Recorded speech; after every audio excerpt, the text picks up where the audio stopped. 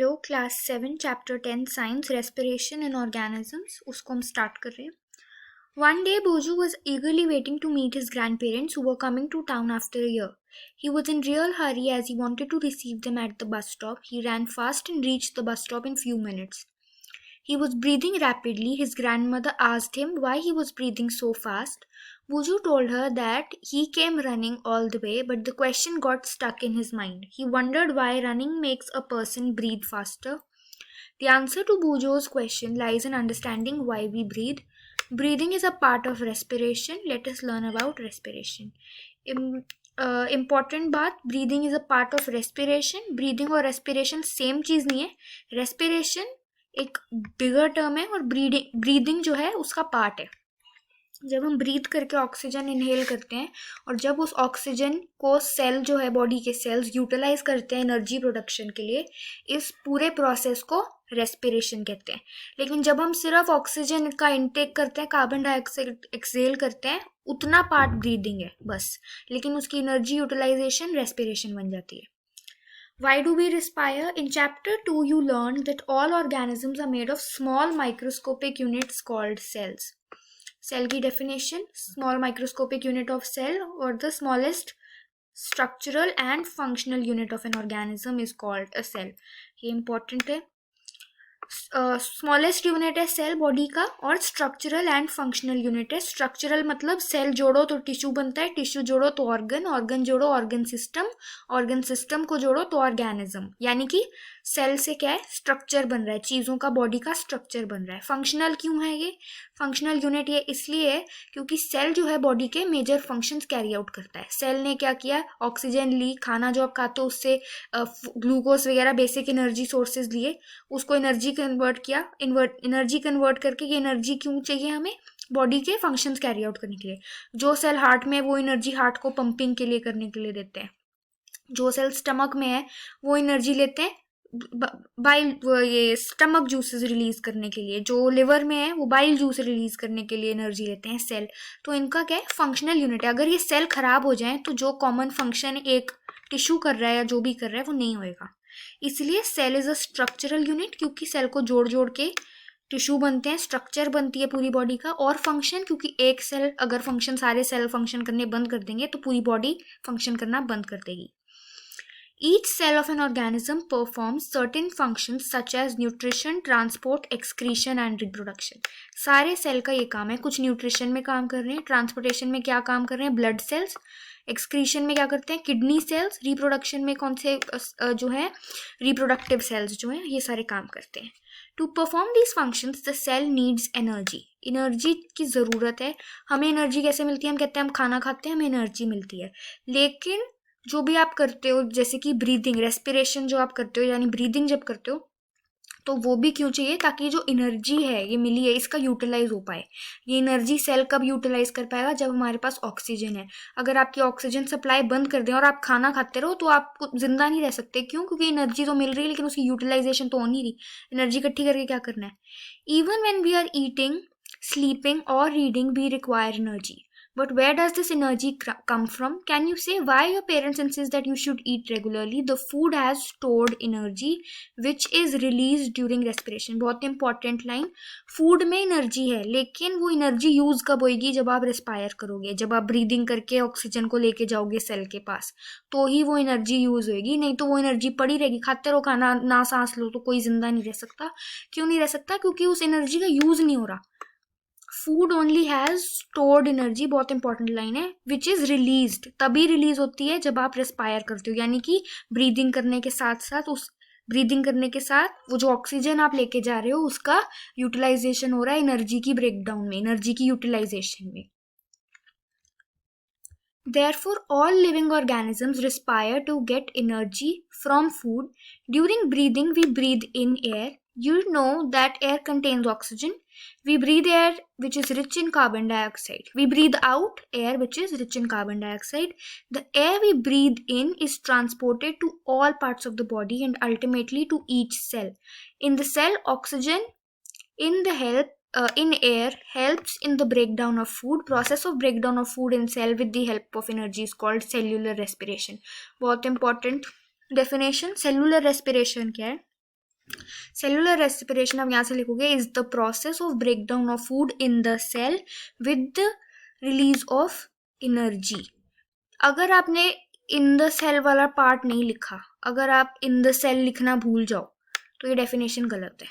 अगर आप लिखो the process of break down of food with release of energy, गलत हो जाएगा। इन द सेल लिखना इंपॉर्टेंट है, तो ये डेफिनेशन के मार्क्स मिलेंगे, नहीं तो नहीं मिलेंगे। Cellular respiration takes place in cells of all organisms. क्या बात करना चाहता है वो ये कहता है कि जब हमने सांस ली, हमने हवा ली, हमने ऑक्सीजन इनटेक की, अब ये ऑक्सीजन क्या है, लंग्स के थ्रू सारी बॉडी में जाती है। सारी बॉडी में कहाँ जाती है, सारी बॉडी के सेल्स के पास जाती है। हर बॉडी का जो सेल है उसको ये ऑक्सीजन जो आप ब्रीद इन कर रहे हो मिलती है। अब ये क्या करेगा इस ऑक्सीजन का, सेल ने ऑक्सीजन लेके उसका क्या करना है, सेल ने उसकी ऑक्सीजन ली और जो खाना खा के जो ग्लूकोज एनर्जी आपके पास गई थी सेल के पास, उसका ब्रेक डाउन किया। यहाँ पे ब्रेक डाउन ऑफ फूड, इसको ब्रेक डाउन किया ताकि रिलीज ऑफ एनर्जी हो।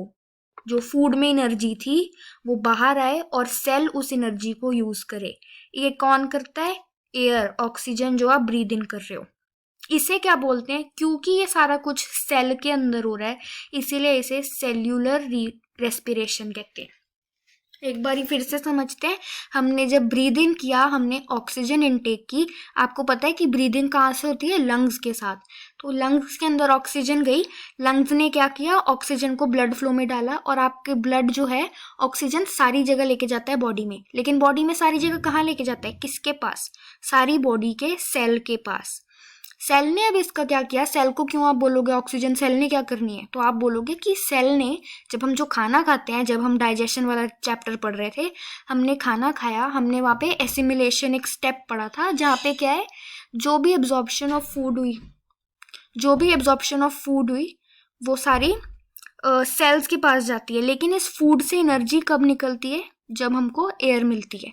एयर में क्या मिलता है, ऑक्सीजन, कोई एयर नहीं, सिर्फ ऑक्सीजन। ऑक्सीजन, तो सेल ने ऑक्सीजन का क्या किया, जो एनर्जी उसके पास स्टोर्ड फॉर्म में आई थी उसको ब्रेक डाउन किया, ब्रेक डाउन ऑफ फूड के थ्रू, और फिर उस एनर्जी का रिलीज किया। रिलीज ऑफ एनर्जी कहाँ हुई, इन द सेल। इसकी वजह से हम इसको क्या बोलते हैं, सेल्यूलर रेस्पिरेशन। ये कहाँ होती है सेल्यूलर रेस्पिरेशन, तो आप बोलोगे जितने भी ऑर्गेनिज्म है उन सब के सेल। ऐसा नहीं है कि आप बोलोगे कि मेरी जो सेल्यूलर रेस्पिरेशन है ना, वो तो वो सेल जो मेरे हार्ट में है बस उन्हीं में होती है, जो सेल मान लो मेरे स्टमक में सेल्स है उनमें नहीं होती। तो ऐसी बात नहीं है, सेल्स पूरी बॉडी के जो भी सेल है वहां पे सेल्यूलर रेस्पिरेशन हो रही है।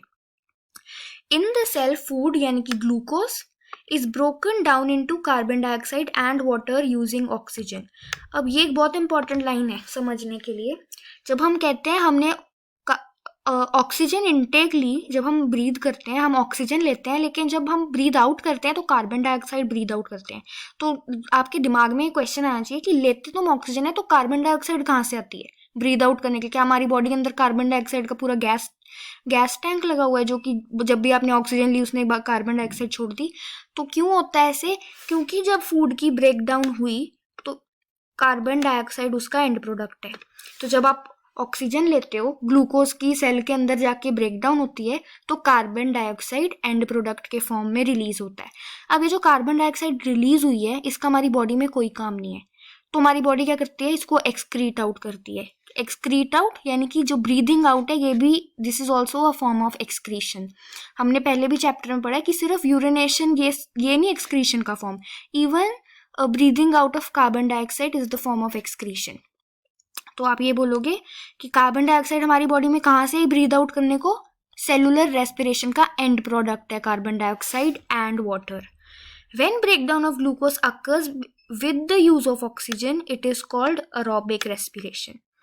जब तो ऑक्सीजन का यूज है तो हम उसे बोलेंगे एरोबिक, जब ऑक्सीजन का यूज नहीं है तो हम उसे बोलेंगे एनएरोबिक रेस्पिरेशन। इसका भी अब आगे पढ़ोगे कि इसका हमारी बॉडी में कहाँ यूज होता है। तो जब तो ऑक्सीजन की प्रेजेंस में ग्लूकोज का ब्रेकडाउन हुआ सेल के अंदर, हम बोलेंगे एरोबिक रेस्पिरेशन हो रही है। लेकिन जब फूड का ब्रेकडाउन होना शुरू हो गया विदाउट ऑक्सीजन तो हम बोलेंगे एनएरोबिक रेस्पिरेशन हो रही है। अब ये जो नेक्स्ट आप पढ़ोगे ये बहुत इंपॉर्टेंट है। ये क्या है, ये एक इक्वेशन दी हुई है उन्होंने ब्रेकडाउन ऑफ फूड के लिए कि कैसे एनर्जी रिलीज होती है। तो glucose with the use of oxygen will give you carbon dioxide, water and energy, जो हमारा मेन प्रोडक्ट है। ये दोनों बाय प्रोडक्ट्स यानी कि यूजफुल नहीं आते इतने। वाटर फिल यूजफुल है लेकिन कार्बन डाइऑक्साइड हमें बिल्कुल यूजफुल नहीं है। You should know that there are some organisms such as yeast that can survive in the absence of air. अब मैंने अगर आप ह्यूमंस की बात करो तो ह्यूमंस को पास अगर ऑक्सीजन नहीं है तो हम सर्वाइव नहीं कर सकते, लेकिन कुछ ऐसे ऑर्गेनिजम्स हैं जिनके पास अगर ऑक्सीजन ना हो तो भी वो सर्वाइव कर सकते हैं। उनमें से एक एग्जाम्पल क्या है? यीस्ट। याद रखना इसका example. They are called anaerobes. इनको एनारोब क्यों बोलते हैं? क्योंकि ये एनएरोबिक रेस्पिरेशन करेंगे। एनएरोबिक रेस्पिरेशन क्या होती है? वो रेस्पिरेशन जहाँ पे आपको ऑक्सीजन की ज़रूरत के बिना भी आप फूड का ब्रेक डाउन कर सकते हो। They get energy through anaerobic respiration. In the absence of glucose oxygen, glucose break down into alcohol, carbon dioxide and energy. जब हमने बोला with the use of oxygen तो हमें क्या मिला? Carbon dioxide, water and energy. जब हमने बोला without the use of oxygen तो हमें क्या मिला? कार्बन डाइऑक्साइड और एनर्जी तो सेम है लेकिन एक और चीज प्रोड्यूस हुई, क्या? अल्कोहल। वाटर नहीं निकला यहाँ पे वाटर था लेकिन यहाँ पे हमको वाटर जो है वो नहीं मिला। जब हम ऑक्सीजन को यूज करते हैं तो हमारे पास वाटर आता है, लेकिन जब हम ऑक्सीजन को यूज नहीं करते तो हमारे पास अल्कोहल मिलती है। तो ये एनारोबिक रेस्पिरेशन की इक्वेशन। दोनों इक्वेशंस इंपॉर्टेंट है, क्वेश्चन इसमें आते हैं स्कूल के अंदर। Yeast a single celled organism. Single cell organism. Humans are a multi cellular organism, यानी कि हमारी बॉडी में बहुत सारे सेल हैं। हम ये नहीं कह सकते हमारी पूरी बॉडी वन सेल है, हमारी बॉडी में मिलियंस बिलियंस ऑफ सेल्स हैं। लेकिन यीस्ट क्या है? एक ही सेल है, एक ही सेल सारा काम करता है। सिंगल सेल्ड ऑर्गेनिज्म यानी एक ही सेल एक्सक्रीशन भी करेगा, एक ही सेल न्यूट्रिशन भी लेगा, रेस्पिरेशन, रिप्रोडक्शन, सारा कुछ एक ही सेल करेगा।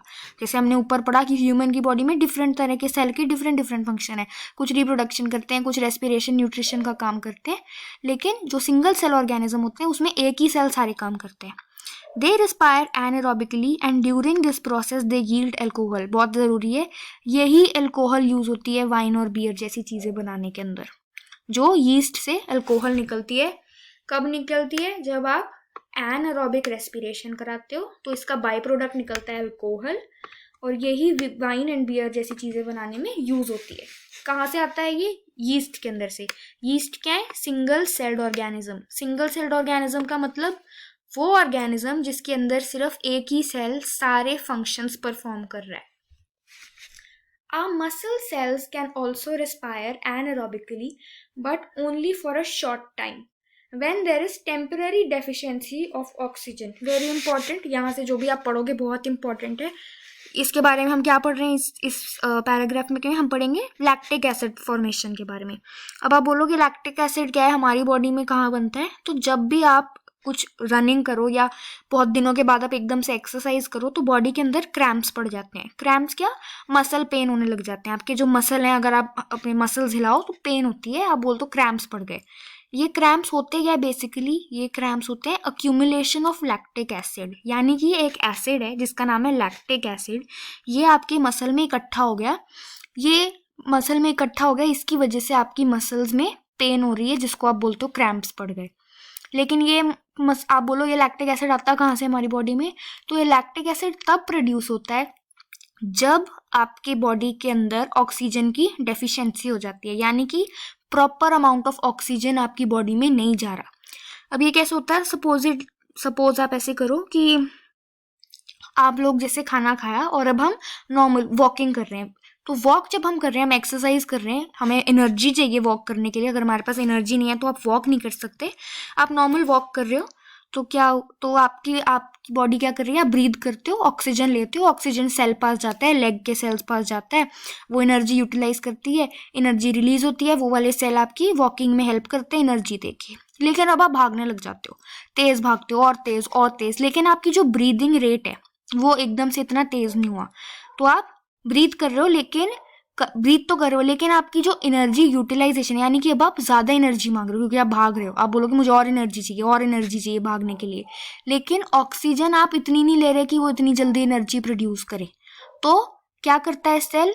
एनारोबिकली रेस्पिरेशन शुरू कर देता है बिना ऑक्सीजन के या कम ऑक्सीजन के। इसकी वजह से क्या होता है, लैक्टिक एसिड बनने लग जाता है। जब लैक्टिक एसिड बना तो आप बोलोगे हमारे क्रैम्प्स पड़ गए।